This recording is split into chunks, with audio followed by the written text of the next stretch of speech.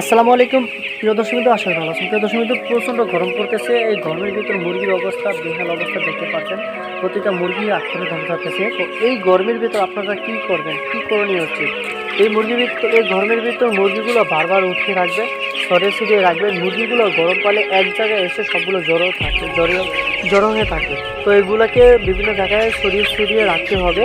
আর মুরগিকে অতিরিক্ত পরিমাণ ঠান্ডা পানি দিতে হবে। অতিরিক্ত পরিমাণ ঠান্ডা পানি দিবেন, বারবার প্রয়োজন হয় বারবার ঠান্ডা পানি দেবেন।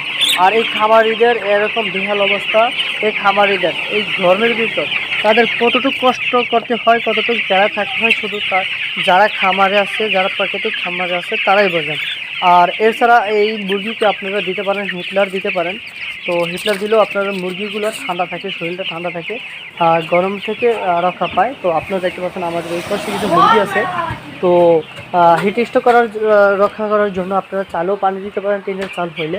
তো দেখেন মুরগিগুলো খুবই বিহাল একটা অবস্থা। তো ধন্যবাদ আমাদের সাথে থাকার জন্য।